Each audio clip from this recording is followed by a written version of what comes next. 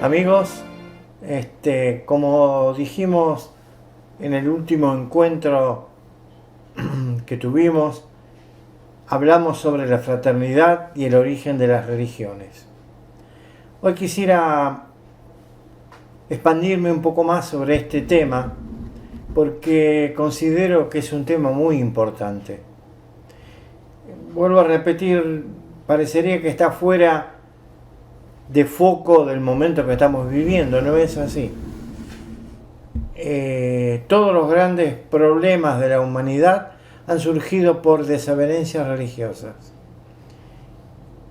Obviamente después se transmiten a campos de desencuentros humanos que tengan que ver con el dominio, temas económicos y demás, pero si ustedes ven, gran parte del problema humano radica en la desavenencia religiosa. ¿Y en dónde radica la desavenencia religiosa? En la ignorancia humana. Ustedes van a ver en una parte que vamos a leer de un libro que me permito leerlos y después les voy a sugerir dónde van a poder encontrarlo. La autora va a hablar de que hay dos grandes escuelas que estudian el origen de las religiones. Estas dos grandes escuelas coinciden en un punto exactamente, cuál es el origen de la religión. Pero se desencuentran, son antagónicas en decir la calidad del origen de las religiones. Para una, van a ver que se lo explica perfectamente, es la ignorancia humana. Y para otros, la otra escuela, la escuela mística interna, y que en esto quiero hacer una aclaración. Me sugirieron hace poco, y no estoy de acuerdo, que no utilizara el término esotérico. Creo que eso tiene que ver también un poco con la falta de conocimiento de qué significa este término. Este término se puede escribir de dos maneras bastante parecidas, esotérico o exotérico con X. Palabras que aparentemente son sinónimos, pero el significado es totalmente distinto. Y esto se puede aplicar a cualquier aspecto o enseñanza de la vida. Nosotros tenemos un aspecto externo, esotérico, y un aspecto interno, esotérico, y un aspecto interno y un aspecto externo o exotérico. Quiero ejemplificar un poco esto. Nuestra contextura externa es exotérica. Nuestra conciencia interna es esotérica. Es decir, lo podemos aplicar esto como lo interno y lo externo, estoy de acuerdo. Y en esto tiene mucho que ver las religiones. Todas las religiones del mundo pasan por este filtro. Hay una parte de la religión que es esotérica y otra que es externa para la gente, que es exotérica. Vamos a ver después cómo el mismo Cristo utilizó este método para aplicarlo a sus enseñanzas. Bueno, entonces decía que estas dos escuelas que aparentan unirse con respecto al origen de las religiones se vuelven antagónicas en el buen sentido de la palabra.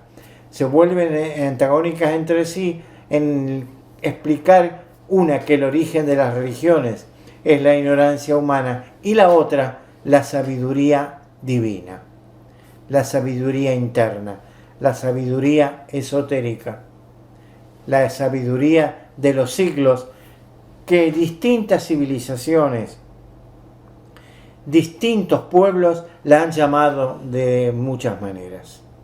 Por ejemplo, para los indos la llaman Brahma Vidya.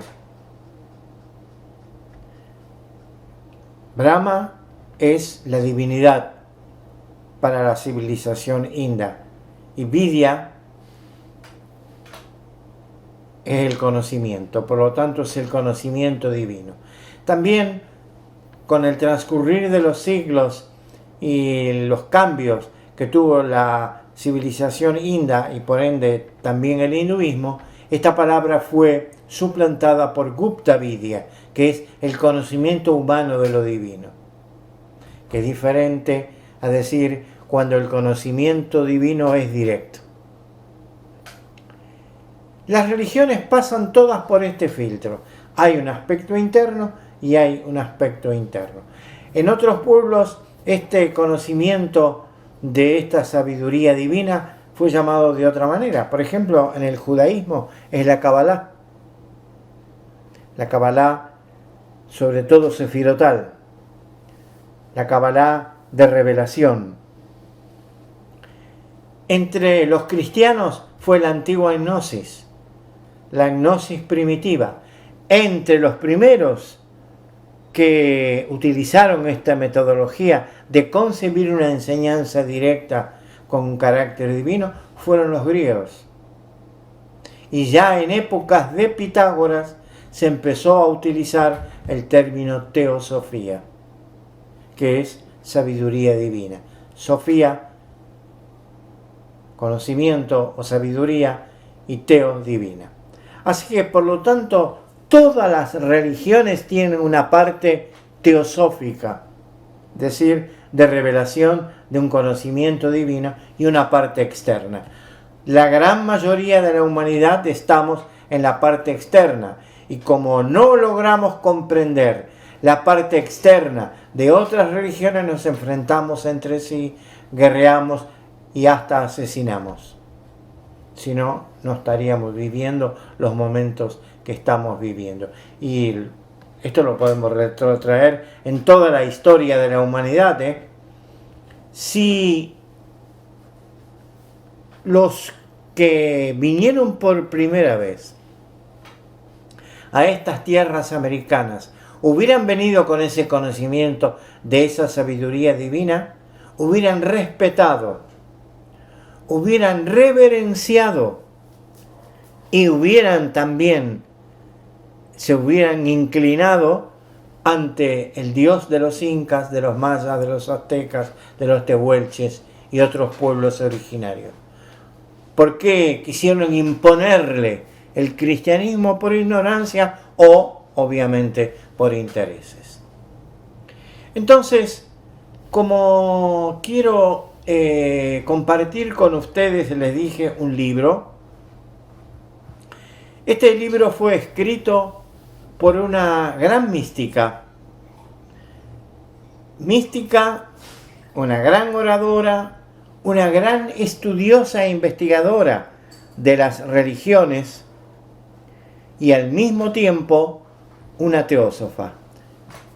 Esta mujer se llamó Annie Besant, una mujer excepcional y extraordinaria, a la cual yo tengo una profunda admiración, y quiero hacer un poco remembranza de la historia de la Iglesia Católica Liberal.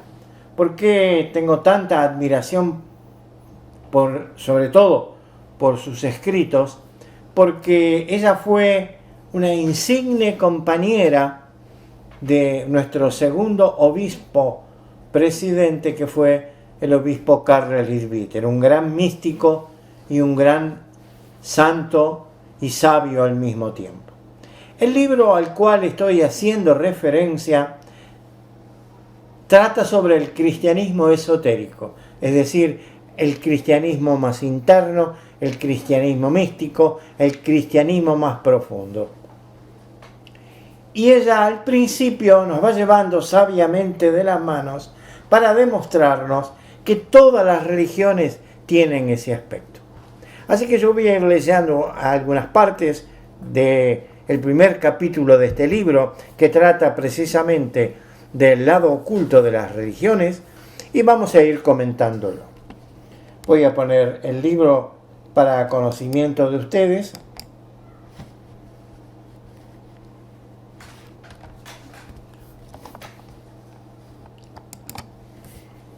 en el libro, el primer capítulo al cual me estoy haciendo referencia es El lado oculto de las religiones. Y ella dice: muchos, quizás la mayor parte de los que lean el título de este libro, se sentirán desde luego contrarios suyos, negándose que exista nada valedero que con justicia pueda llamarse cristianismo esotérico.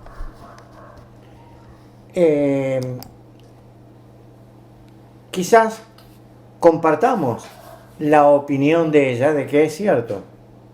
El cristianismo, en su gran mayoría, y no quisiera ser peyorativo de mi parte, una de las excepciones es la Iglesia Católica Liberal, porque tiene en su declaración de principios y sumarios de doctrina, en su doctrina, en definitiva, el respeto intrínseco para el origen divino de todas las religiones, como ya lo dijimos en nuestro encuentro anterior. Y por lo tanto, obviamente, creemos profundamente que hay una parte más interna, más mística, honda y profunda, podríamos decir muy bien, de origen divino, dentro del cristianismo, como el mismo Cristo lo señaló, después lo vamos a ver esto, que él declaraba que había una parte más interna con la cual él podía hablar con sus discípulos y otra era hablar con el pueblo. Vamos a continuar con el texto. Existe la idea muy extendida y por lo tanto popular de que no hay tal enseñanza oculta relacionada con el cristianismo y que los misterios... ¿Qué son los misterios? Misterios son precisamente esa enseñanza más profunda, graduada, que en todas las religiones existe. Ella va a tratar de demostrarnos de que así como hay una evolución de toda la naturaleza, obviamente humana también, las religiones están sujetas a esa evolución. ¿Y esto cuándo se ve? En los hombres, cómo consideran una parte de las enseñanzas. Para algunos es una parte muy estrecha y pequeña, y para otros es una profundidad que va más allá de nuestra capacidad a veces de comprender. Sigamos con el texto.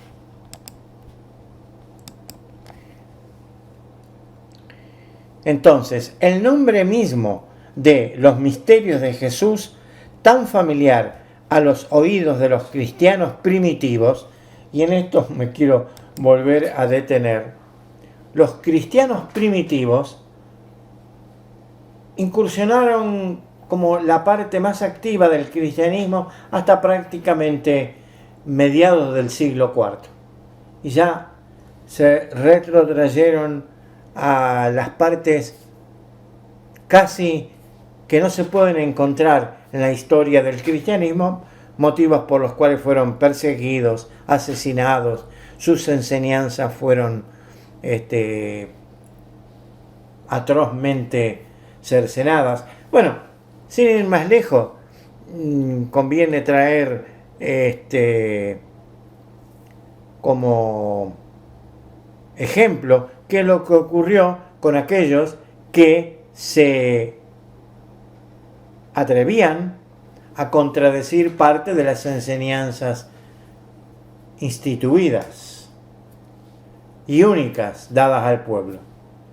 Y viene a mi memoria en este momento el último viaje que hace un monje dominico en el año 1600, un 17 de febrero, cuando fue quemado vivo por declarar, entre muchas otras cosas, que había otros sistemas solares, que había galaxias, que había otros planetas habitados y que por lo tanto había otras civilizaciones. Y en todos y en varios sistemas solares. Esto fue dicho en el año 1600. Recuerden esta fecha. Y por esto fue obligado a querer retratarse y él no se quiso retratar. Y entonces le decretaron la muerte. Murió quemado vivo un 17 de febrero del año 1600. Y cuando el día anterior, el 16 de febrero, estuvo encarcelado, le gritaba a los compañeros de celda que el Sol estaba en el centro y que los planetas giraban alrededor de él. Al contrario de lo que decían las enseñanzas en aquel momento, que el centro era la Tierra y que todo giraba alrededor de ella. Entonces, como él seguía tratando de convencer a sus compañeros de celda de esta gran verdad, le cosieron la lengua junto con el labio inferior. Y así murió él, todo ensangrentado, yendo camino a la pira funeraria, y ahí, en ese tramo de la cárcel a su pira funeraria, le seguía diciendo, porque no podía hablar, a todos los demás, el sol y todo girando alrededor de él. Bueno, este hombre que murió porque tuvo la valentía de sostener un ideal hasta el fin de entregar su vida por él, nos lleva a que quizás él formaba parte de esos misterios y por eso entregó su vida. Y no es el único caso, hubo muchos. Se ha asegurado efectivamente que en son de alabanza, que el cristianismo no tiene secretos, que lo que tiene que decir lo dice a todos y lo que tiene que enseñar lo enseña a todos. Se supone que sus verdades son tan sencillas que un hombre cualquiera, aun siendo tonto, no incurrirá en errores respecto a ellas. El sencillo evangelio, entre comillas, es lo que se ha convertido en una frase sacramental. Es pues necesario probar con toda claridad que por lo menos en la iglesia primitiva el cristianismo no iba a la saga de ninguna de las otras grandes religiones, por lo que hace a la posesión de un aspecto oculto, entendiéndose por aspecto oculto a esa enseñanza más reservada de una misma gran verdad, que había una misma forma de presentar la enseñanza al pueblo y otra más interna a quienes estaban en capacidad de poder poseer ese conocimiento. Continuemos con la autora. Y que guardaba como tesoro impreciable los secretos que sólo se revelaban a pocos escogidos para sus misterios. Pero antes conviene considerar esta cuestión del lado oculto de las religiones, porque no era únicamente que este fenómeno ocurría en el cristianismo, pero en honor a la verdad debemos decir que con el cristianismo ha ocurrido esto más que ninguna otra religión. Y ver que debe existir tal aspecto para que la religión pueda ser fuerte y estable, pues de este modo se verá que su existencia en el cristianismo es lógica y procedente, y las referencias que en tal sentido se hacen en los escritos de los padres cristianos.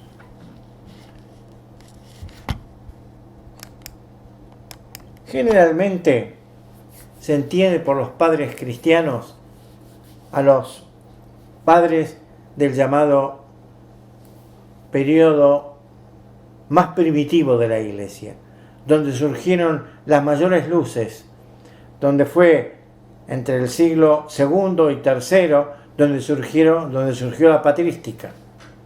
la enseñanza de los padres apostólicos.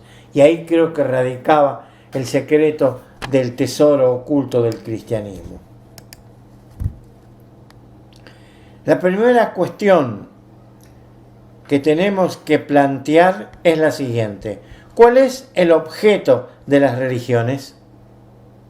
Se dan al mundo por hombres más sabios que la masa humana. Y acá es necesario hacer también una aclaración. ¿Qué son esos hombres más sabios? ¿Existen en la humanidad hombres más sabios y por ende más santos? Recuerdo cuando era joven nos visitó un filósofo hindú, al cual tuve el privilegio de conocer, saludar a pesar de mi juventud. Yo tenía 13 años, que se llamó Nilakanta Sriram, y él dijo una frase que es extraordinaria. Dijo: nunca, porque se le preguntó cómo se llega al estado de santidad, o qué era más importante, ser sabio o ser santo. Y él dijo: no se puede ser sabio si antes no se es santo. Con lo cual, la sabiduría, que no es la sabiduría intelectual de los libros, ni dar una conferencia, ni asistir a cursos, es la sabiduría ancestral enquistada en el alma humana luego de vivencias y vivencias y vivencias. Esos hombres al cual la autora está haciendo referencia, que han sido los guías y pilares de la humanidad, que son los que trajeron las religiones al mundo, esos sabios, pero antes santos. La gran pregunta es: ¿existieron en una época de la humanidad y murieron y desaparecieron? Para esto tendríamos que considerar la idea de la evolución humana, la evolución de todo lo que existe, pero dentro de toda esa posibilidad de existencia está la evolución humana. ¿En qué se convierte el hombre al final de un camino de realización espiritual? Y la pregunta es: ¿para qué la vida espiritual? ¿Por qué tengo que ser espiritual? ¿Por qué tengo que seguir determinados preceptos de vida si previamente no los he incorporado en mí? No los voy a seguir nunca. Los podré declamar, pero será una mentira constante. Es decir, si yo digo lo que han dicho estos grandes seres, estos grandes santos y sabios, con respecto a la realización espiritual, y la proclamo, estoy siendo un hipócrita. Mea culpa, la mayoría somos así. La mayoría proclamamos espiritualidad, pero la espiritualidad es otra cosa. La espiritualidad es la vivencia de aquello que pregonamos. Así de simple y tan difícil de llevar a la vida diaria. Porque si yo digo, parafraseando a aquel que lo dijo y antes que él lo dijeron otros, el mundo será salvo solo por el amor, y vivimos como estamos viviendo, bueno, nuestra vida es una incongruencia espiritual. Y la mayoría de nosotros estamos actuando así en la vida. Volvamos al texto.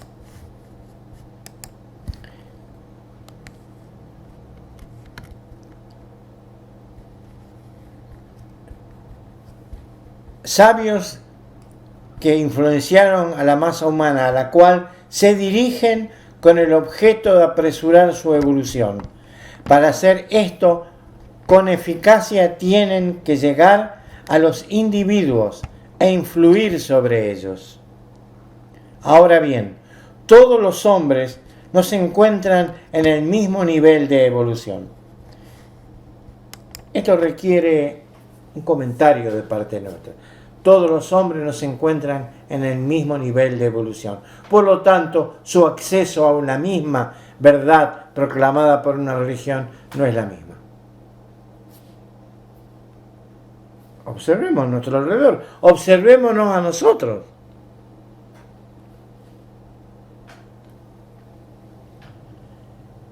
Cristo les dijo a sus discípulos: en algo os conocerán que sois discípulos míos, si tenéis amor los unos por los otros.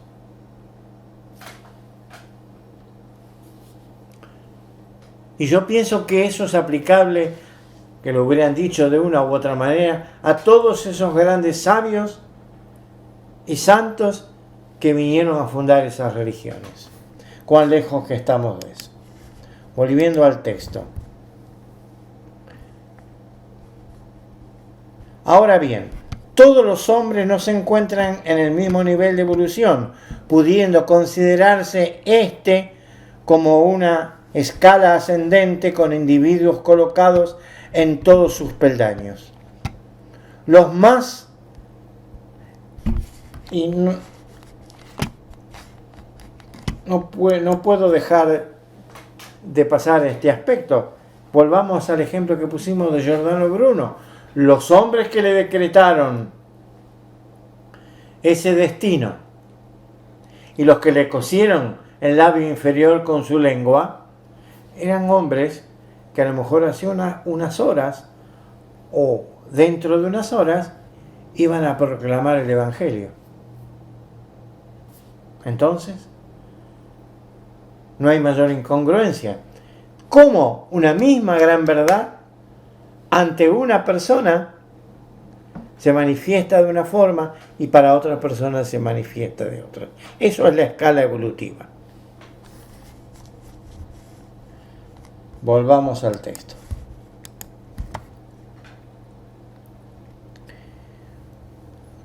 Los más altamente desarrollados se hallan muy por encima de los que lo están menos, tanto por lo que hace a la inteligencia como al carácter, variando en cada grado la capacidad así para comprender como para obrar. Es por lo tanto inútil dar a todos la misma enseñanza religiosa. Lo que ayudaría al hombre intelectual sería totalmente incomprensible para el estúpido, al paso que lo que pondría en éxtasis a un santo no haría mella alguna en el criminal. Y en esto quiero traer también una anécdota que me contaron de India. Había un gran santón a un costado de un camino en éxtasis porque veía a Brahma en todo. Y fue durante una gran revuelta que se armó durante época de Gandhi, donde fueron asesinados un montón de gentes por el parte de los soldados ingleses, y un soldado le clava la bayoneta en la espalda a este santón, y él, cayéndose muerte, lo mira y le dice: tú también eres Brahma. Claro, no todos podríamos llegar a esa maravilla de realización espiritual. Él vio en quien le estaba sacando la vida, también a quien le provocaba ese éxtasis de realización. Continúa la autora. Por otra parte, si la enseñanza es apropiada a las gentes de poca inteligencia, resulta intolerablemente grosera e indigesta para el filósofo. Es parte de la enseñanza que algunas no lo podrán realmente un filósofo aceptar.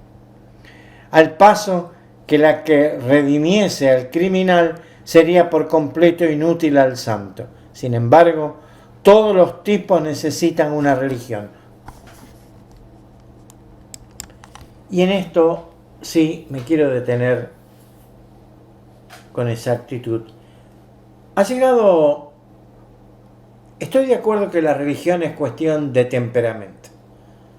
Para algunos la aceptan rápidamente, la incorporan en su vida y otros les cuesta más. Y otros son más devotos, es decir, ven la parte, como en el caso de este santón de la India que estaba meditando en éxtasis en Brahma. Veamos el caso de San Francisco, que él veía la vida de Dios en todo. En cambio, una mente como la de, por ejemplo, Santo Tomás, que era mucho más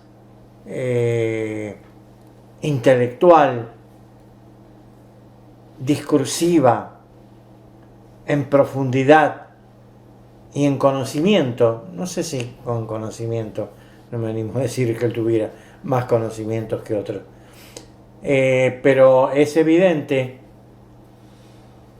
que en la religión hay distintos tipos humanos. Los hay más intelectuales, los hay más santos, los hay más devotos, los hay más místicos. Pero no es menos cierto que la religión es importante para todos. Así que aquellos que dicen yo no necesito una religión, están actuando en la ignorancia humana. Viene a mi memoria Einstein. Einstein quizá no era practicante declarado de ninguna religión en particular, pero sí era un gran religioso. Era un gran religioso porque él se demostró a sí mismo la existencia de Dios a través de fórmulas. Y quizás otros lo han hecho como él. Quizás sea un poco la mezcla rara de Giordano Bruno, en el cual era un sabio y al mismo tiempo un místico.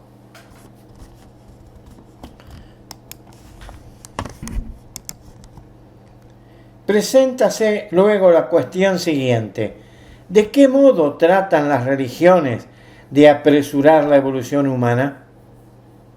Las religiones se proponen desenvolver la naturaleza moral y la intelectual y ayudar a la naturaleza espiritual a desarrollarse. Para eso vinieron los maestros fundadores de esas religiones. Desde el lejano Vyasa, que trajo el hinduismo, hasta los grandes maestros que trajeron el sijismo, la última gran religión que apareció sobre la tierra, todos han venido no a fundar una religión, a elevar la condición moral de la porción de la humanidad para las cuales ellos venían a dar esa enseñanza. Y desde ese punto de vista encontramos el verdadero valor de la religión. Considerando al hombre como un ser complejo, y me quiero también detener en la complejidad del hombre. ¿Es un ser complejo o es un ser simple? Fíjense cómo San Pablo lo presenta en Corintios. El hombre es espíritu, alma y cuerpo. Hay algunas versiones que dicen que en él no dijo cuerpos sino cuerpos. En fin, como haya sido que San Pablo lo dijo, lo que a mí más me extraña, me maravilla de esta sabiduría de San Pablo, es por qué él divide el espíritu del alma. ¿Alguna vez se detuvieron a pensarlo? Si alguna vez leyeran estas enseñanzas dadas a los corintios por San Pablo. ¿Qué quiso decir eso con que el hombre era espíritu y alma? Esto es una gran verdad, Espíritu y alma. ¿Somos espíritu sin alma o somos un alma sin espíritu o somos las dos cosas? Es para detenerse a pensarlo. ¿Qué somos? Según San Pablo somos las dos cosas. Para otros místicos que vinieron muy posterior a San Pablo y desarrollaron este tema, el alma es una avanzada del espíritu en los mundos más materiales del sistema solar o de la vida que nos rodea. Por lo tanto, podríamos decir muy bien con esos místicos, el espíritu es la seidad de la existencia a un nivel individual y el alma es la manifestación corpórea en humanidad de esa seidad. Y esto nos lleva al siguiente comentario que se anivesan.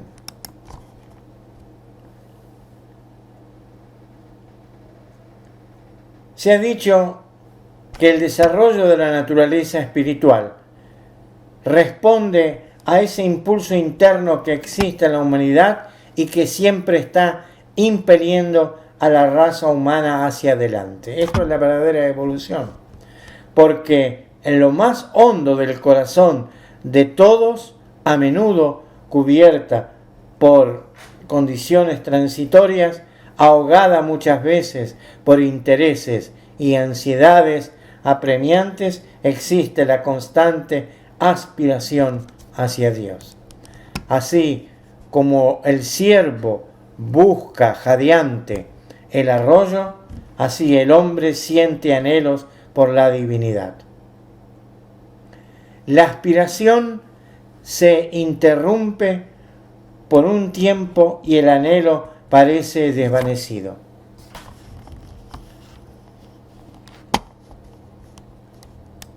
Y esto es la evolución. Parecería que ese anhelo de que sentimos en una etapa de nuestra evolución, en un momento dado se pierde. Vieron como las cizañas. Ahora viene a mi memoria en este momento, en uno de los evangelios que se leyó hace poco, el tema de la pequeña semilla de mostaza que se pierde porque cae entre las cizañas, otra cae en la piedra y otra cae en la tierra fértil y da después un frondoso árbol. Esa es la enseñanza y esa es nuestra forma de cómo nos parapetamos ante ella. Para algunos que puedan sentir a un gran maestro, y ocurrió en la vida de Cristo, enormes ejemplos, pasaron alrededor del sermón de la montaña fastidiados y otros cambió su vida. Lo mismo habrá ocurrido con otros grandes maestros y seguramente está ocurriendo. Por eso que cuando un gran santo sabio tiene que tomar a un discípulo y convertirlo en su discípulo, tiene que tener la plena seguridad de que sus enseñanzas, como la semilla de la mostaza, cayó en la tierra fértil, va a convertirse en un gran árbol. Continuemos con el texto.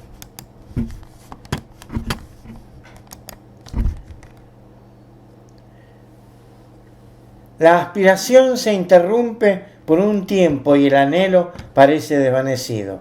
Ocurren en la civilización y en el pensamiento fases en que este grito del espíritu humano por lo divino, buscando su origen como el agua busca su nivel, según el símil de Giordano Bruno, que él decía que el agua siempre busca su nivel.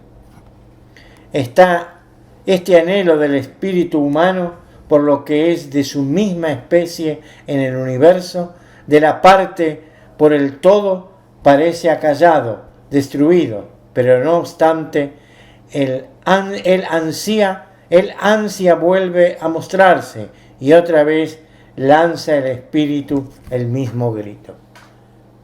la búsqueda de la verdad. Y esa es la verdadera religión, la búsqueda de la verdad. Porque no hay religión más grande que la misma gran verdad que todos los maestros constructores han venido a demostrarle al mundo que es la misma. Así que, por lo tanto, hoy vamos a detenernos aquí. En próximos encuentros hablaremos de cómo esos grandes maestros provenían del mismo origen. Pusimos el ejemplo en otro encuentro, en el encuentro anterior, de las dos grandes óperas de Wagner, Lohengrin, donde un caballero que viene de un lugar sagrado, podemos concebir el ejemplo que dimos, que lo que desborda del cáliz es la enseñanza de la sabiduría divina. Que el cáliz son los custodios de esa sabiduría divina. Y que de tanto en tanto esos custodios de esa sabiduría divina mandan a uno de ellos a revelarle al mundo parte de esa sabiduría divina. Y esa parte de revelación son las grandes religiones del mundo. Bueno, muchas gracias por hoy. Nos volveremos a encontrar en próximos encuentros y seguiremos dándoles libre ensoñación a nuestro pensamiento, que a pesar de lo que estamos viviendo es posible una humanidad mejor. Muchas gracias.